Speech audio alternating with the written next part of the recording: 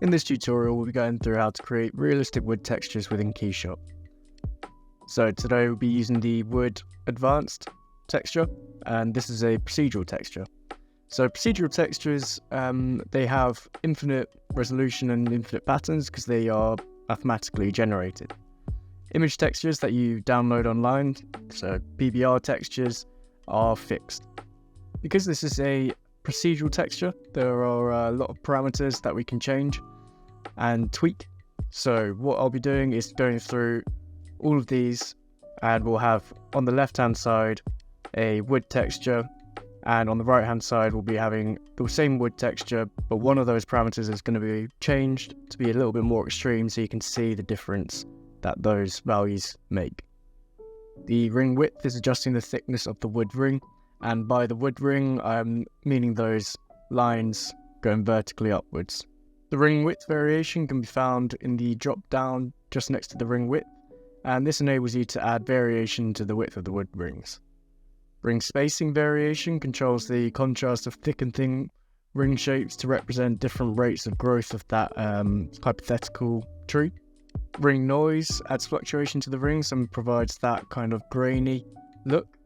Axial noise adds variations to the circular shapes of the rings, so if you push it too far like I have done with a value of 2, then it looks kind of wavy and it doesn't look realistic. However, you wouldn't want to reduce that down to 0, as then those lines vertically would just be straight. Color noise is very similar to the ring noise that we saw, but instead of adding fluctuations to the rings, it adds splotches of color.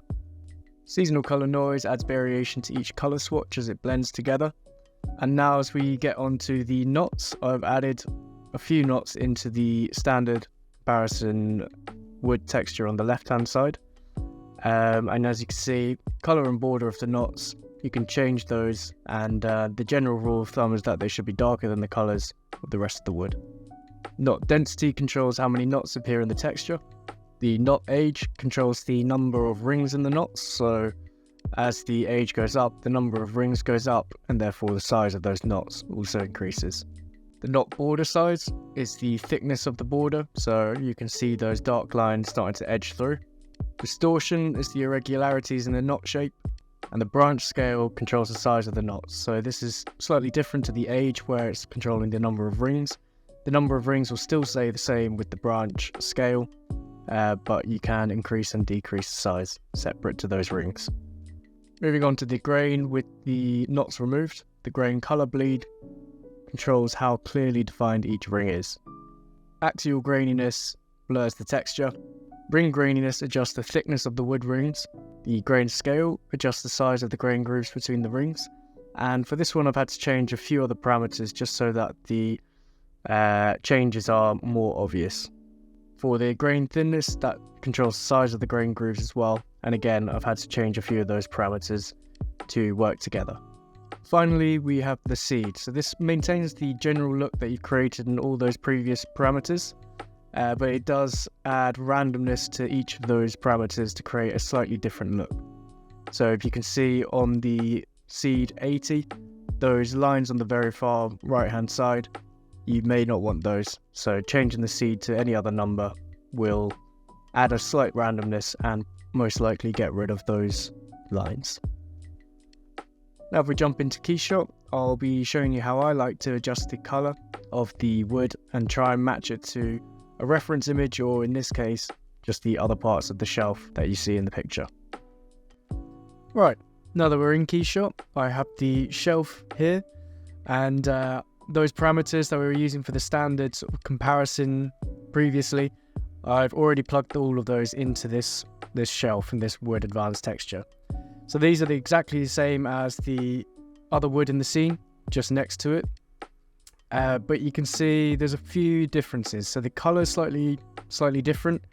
The grain's going the wrong way, and it's a lot shinier as well than these other parts here. So it looks a little bit out of place and doesn't look like the same wood. And I'm gonna just go into the wood and show you how we can make those changes.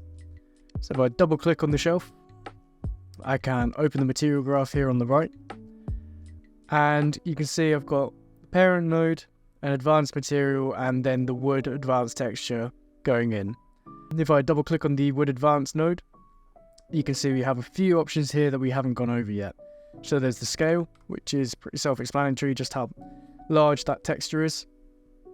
We have the angle here, and there's a drop down as well. But I prefer not to use this angle here. I usually like to use move texture. So just above scale, and the move texture tool will appear on your real-time viewer. So now what I can do is just grab the red rotation circle, drag it round, and I can also hold shift at the same time, and that will make sure that it moves in 15-degree increments. So now you can see also we've got this big line here. I think that's from the sort of center of the hypothetical tree trunk, I guess. So if I want to get rid of that, then I can just drag the texture out to the side. And that should be enough. I'll leave it there. You'll also notice that as I'm moving things around on my machine, then it's taken quite a long time to render out. It's not a particularly big scene or anything, but we do need to render out fairly quickly so that we can actually see the detail in the grain. So if we want to speed this up, what we can do is use the render region tool. So at the top here, I've got the region button. If it's not appearing, then you need to right click on the ribbon here at the top, and there's region just here, and make sure that's ticked. You can also press Ctrl, Shift and R, and what this will do, it'll look a bit more like that, but what it will do is just basically make the real-time viewer resizable. So I can drag it down to be a small square and drag it over the area that I want it to render out, and you'll notice it renders out much quicker because my laptop now doesn't have to render out this entire screen, it's just that small box. So I find that useful whenever I'm making changes to textures that are detailed like wood, especially when I need to make subtle changes and tweaks to make sure that it's matching up a reference image or matching up, in this case, just the wood next to it.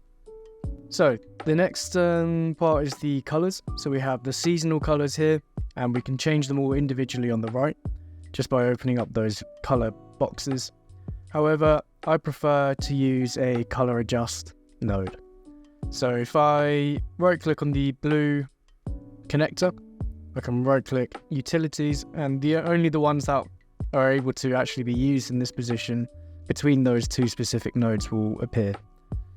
So if I go color adjust, put that in the middle, double click, so the options come up on the right. And what we can do here is we can colorize. So I could drag that out. If I drag it out to extreme right, you can see that wood's turned bright red.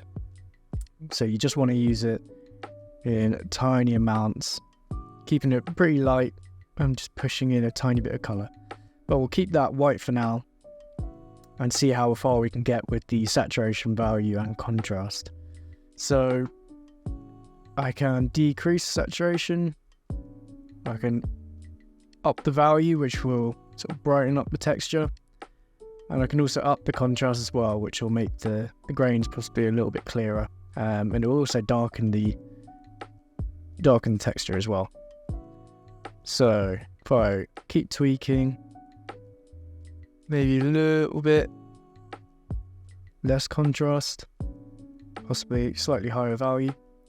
And also you've got to remember that the light is also going to affect the wood in the scene. So if I drag this over to the other side as well, compared to the other side, you can see we're actually a lot closer on this side. So it should be about right what I've done there. Now the other issue that we had is the shininess of the wood.